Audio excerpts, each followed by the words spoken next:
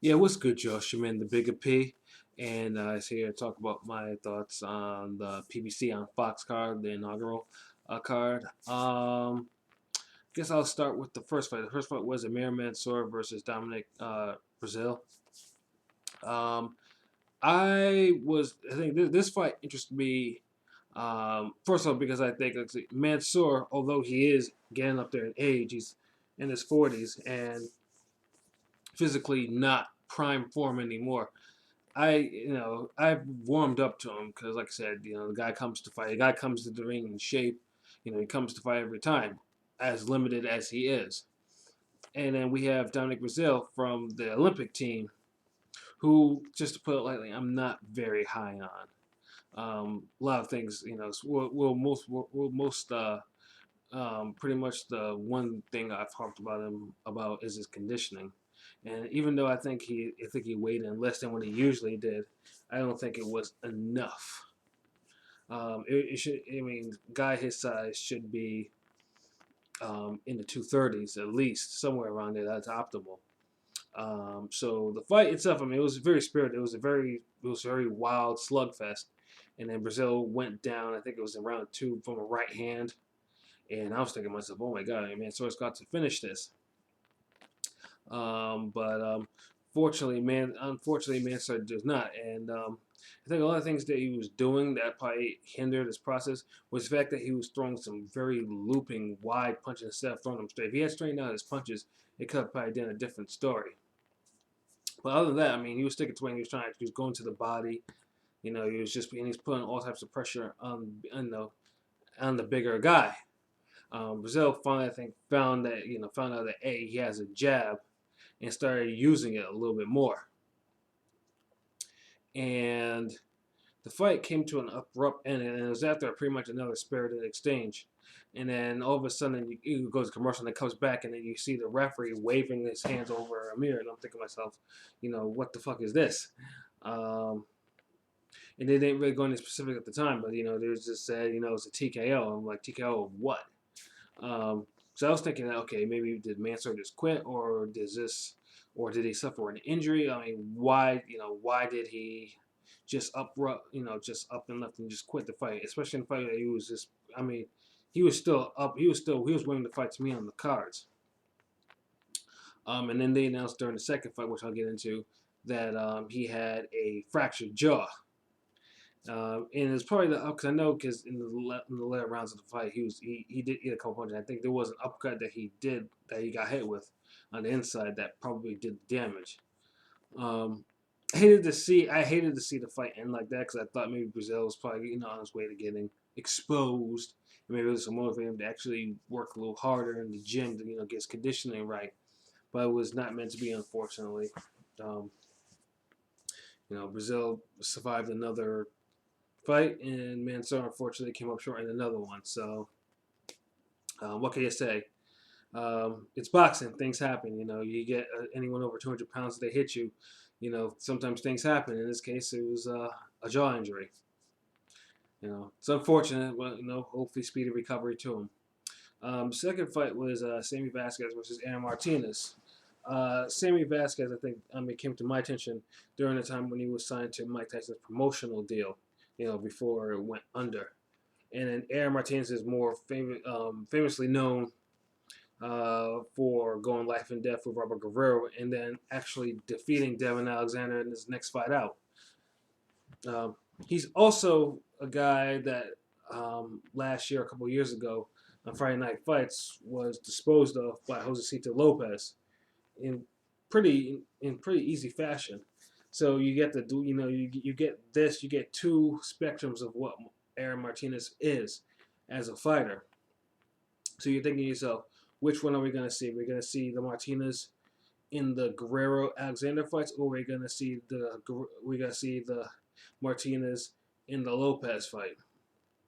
Well, in this case, we got pretty much the Martinez and the Lopez fight. Martinez was pretty much on the defensive from the get go. Didn't really mount a lot of offense, and also Vasquez, pretty much used footwork and cut off the ring on him, and then just pretty much pounded him at will. Um, And every time Martinez moved forward to get it inside, I mean, he did a little bit, and then he would hold. You know, was hit and hold. He was doing a whole lot of that, and it just didn't seem like he had any idea of what to actually do. So, like I said, so Vasquez again up the pressure, cut off the ring some more, and just pretty much pounded on him, which led to him quitting on his stool, so to speak, because he was taking such a beating. Um, the fight itself was not very entertaining to watch. It wasn't pleasing at all. I was actually hoping for a lot better because I thought this would actually be the sleeper fight of the night. Um, Based off, like I said, Martinez's past performance and seeing Vasquez, get into some very bloody brawls and whatnot. But and then, like I said, it was unfortunate. I mean, the talent level was very clear. It was very cut and dry that Vasquez was pretty much on a definitely higher level than Martinez. So, I mean, it is. So, I guess, that fight was part of the whole WBC welterweight tournament that's going on. So, of course, Vasquez, I think, either that or I think he's either the second mandatory or the wild card. The whole thing, how it's seated, is weird to me, but he advances in some way. So the next fight and the main event would be Danny Garcia versus Robert Guerrero. Now, when this fight was announced, it was one of those fights where I was just like, oh, okay, it's another warm up for Danny. This is coming off the Malinaji fight. And then afterwards, they said, oh, okay, this is part of the WBC title tournament, which I rolled my eyes about because it's like, why is this fight in the tournament? Danny's only had one fight, and Ghost has not had any good performances at 147 in a minute. But when it was announced it was for the title, I was just like, okay, this is some bullshit. Shouldn't be for the title. Shouldn't be because Danny hadn't beaten anyone of note, and neither has Ghost. Ghost, like I said prior to this, was pretty much had a gift against Aaron Martinez, in my opinion, and should have lost that fight. So I was a little irritated that this was a title fight. But yeah, it brings me to the fight.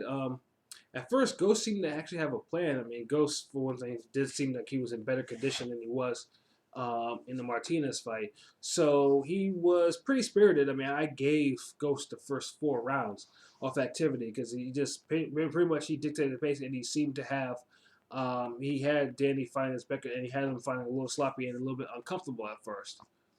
I was like, okay, good. And then slowly after that, by the 5th round, I think Danny started finding his groove with his counter punches. Started going, hitting him with the right hand, and then above more, he started going to the body.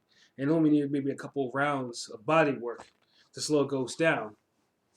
Because by the 7th round, Ghost was getting into that zombie mode, where he just walks forward and he starts eating punches, and that's what he was doing. Danny, and this is where Danny probably could have really stepped it up a little bit more, but I guess he was just content to just really pick him off with hard counter punches, whether it was just a right hand or a left hook as he was coming in, because Ghost got hit with some, ate a couple of left hands. Not in the realm of the punches that he was getting, in the Thurman fight where Ghost was, you could say that Ghost was getting his brain scrambled, but it was enough to make, it was enough for me to, not give Ghost any more rounds, pretty much from 5 to the final round. The last 30 minutes of the fight, that's why I was hoping Ghost would actually fight, like, at least if you wanted to really test Danny. The last 30 seconds or half a minute or a minute or so, they're just going, they go boom, boom, boom, boom, boom, just going toe to toe. So yeah, I mean, like I said, it was a decent fight. I mean, it wasn't anything I would say, oh, I'm gonna watch again. I'm gonna, it wasn't that type of fight. The two, I mean, like I said, I mean, Swift did show slight improvement on how he fought, and Guerrero didn't look. I mean, looked a little bit vintage. Not when I say vintage, not talking about 147 vintage, but how he fought when he was like back as a super feather or something like that, feather or super feather, with that type of pressure. And but unfortunately, like I say, he didn't have a lot of power for Danny, and then on the other hand too, I don't think Danny had enough power to put away Ghost. Because Ghost wasn't seriously hurt at any point of the fight. I mean, he got hit, but it was Ghost took those punches well. It wasn't like Thurman. Thurman hurt the guy.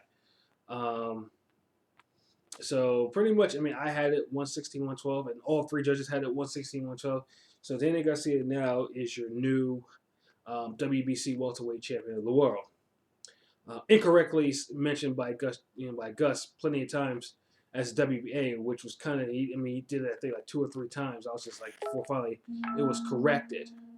Um, so I mean, Danny's for the most, for better for worse, is the WBC welterweight champion, and his next fight will pretty much be the mandatory, whatever, for Mir Khan. I think it's the first mandatory.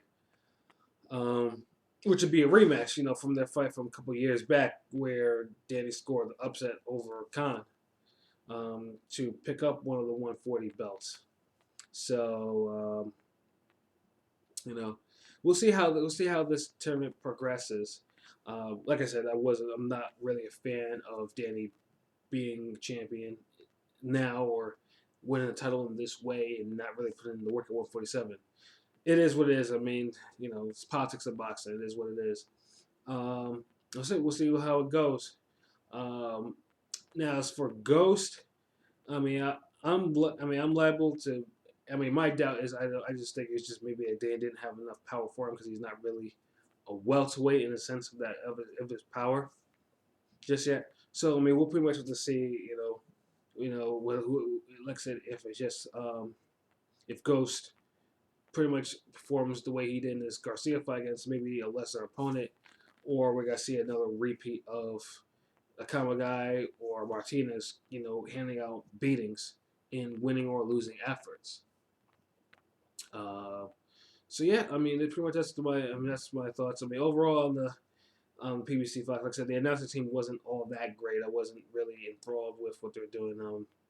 I'm not also a fan of the WWE style entrances. I just want a normal boxing entrance. Now I know, yes, you're not on premium cable, so and some of the fighters are a little shackled a little bit on top of the stuff that they can actually do or listen to or actually come into.